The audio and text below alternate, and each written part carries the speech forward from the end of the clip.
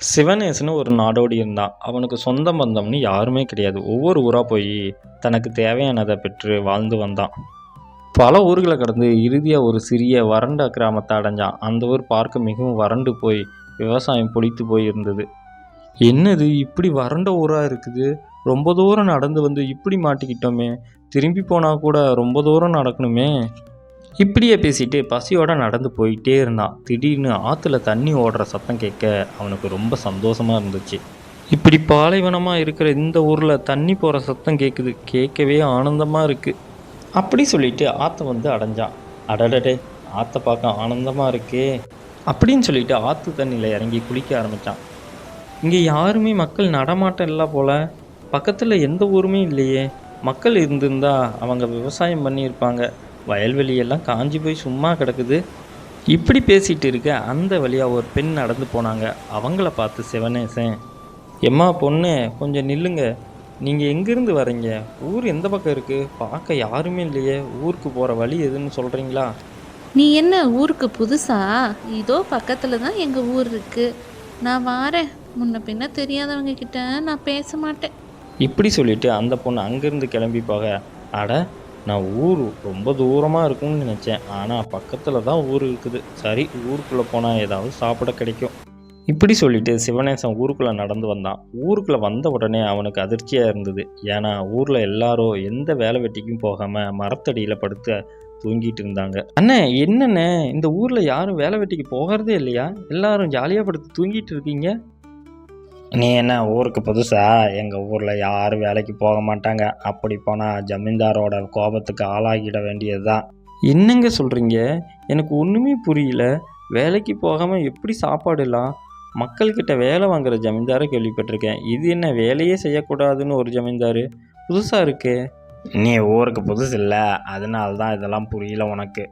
அண்ணா, சும்மா ஊருக்கு புதுசு புதுசுன்னு சொல்லாதீங்க. நான் பல ஊருக்கு போயிருக்கேன். உழைக்காமல் எந்த விவசாயமும் பண்ணாமல் எந்த வேலையும் பண்ணாமல் எப்படி சாப்பிட்றீங்க?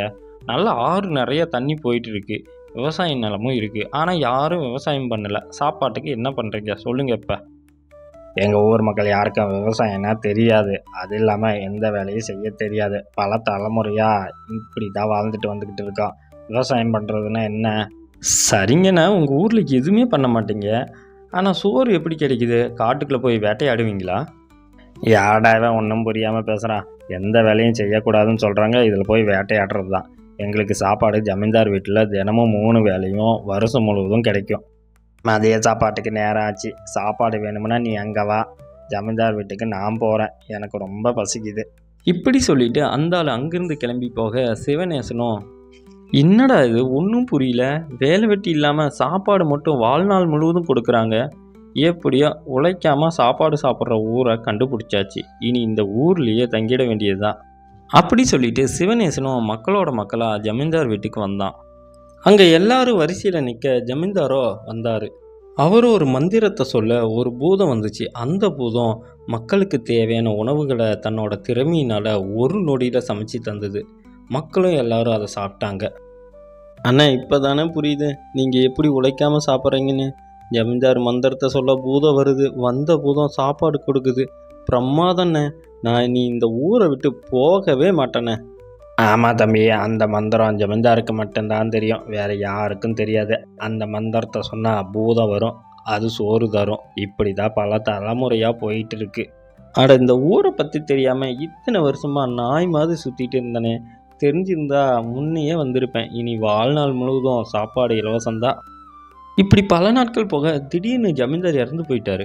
ஊர் மக்கள் எல்லாரும் அவரோட வாரிசை பார்க்க வந்தாங்க. சின்னையா, ஜமீன்தார் செத்து போயிட்டாரு. நாங்கள் எல்லாரும் பசியில் தவிக்கிறோம். சீக்கிரமாக மந்திரத்தை சொல்லுங்க. பூதம் வரட்டும், சோறு செஞ்சு தரட்டும். பெரியவர்களே, என்னை மன்னித்து விடுங்கள். அந்த பூதம் வர வைக்கிற மந்திரத்தை என்னுடைய அப்பா என்னிடம் சொல்லவில்லை. இறக்கும் தருவாயில் அவர் என்ன சொன்னார் என்றால், இந்த மக்கள் சோம்பேறியாக இருக்க நானும் நம்முடைய மூதாதையரும் தான் காரணம். இப்படி வேலை செய்ய முடியாமல் தடுத்து உணவை இலவசமாக கொடுத்து அவர்களை சோம்பேறியாக மாற்றிவிட்டோம்.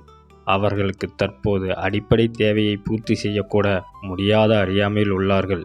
இனி இதை போன்று நடக்க வேண்டாம். இந்த பூதமும் இலவச சாப்பாடும் என்னுடன் போகட்டும். அனைவரும் உழைத்து சம்பாதித்து சாப்பிடட்டும்.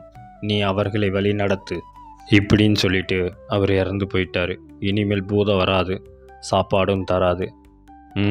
இங்கிருந்து கிளம்பி போங்க, விவசாயம் செஞ்சு சாப்பிடுங்க.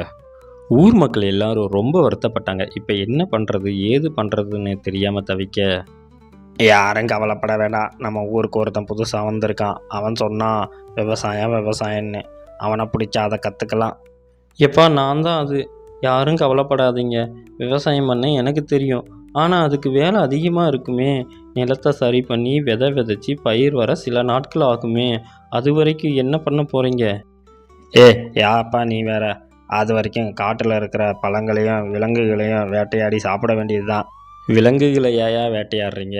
தூரத்தில் சில கிராமங்கள் இருக்குது, அங்கே போய் வேலை செஞ்சால் சாப்பாடு கிடைக்கும். வேலைன்னா என்னன்னு தெரியாத என்னையே வேலை செய்ய விட்டுட்டாங்களே, உழைச்சி சாப்பிட்றதும் ஆனந்தமாக தான் இருக்குது. இது தெரியாமல் இத்தனை வருஷமாக தண்டை சோறு சாப்பிட்டோமே. ஃப்ரெண்ட்ஸ், இறக்கும் தருவாயில் ஜமீன்தார் சொன்னது சரியாக தவறான்னு கமெண்ட் பண்ணுங்கள். வீடியோ பிடிச்சிருந்தா லைக் அண்ட் ஷேர் பண்ணிவிட்டு சேனலை மறக்காமல் சப்ஸ்கிரைப் பண்ணுங்கள். Thank you friends.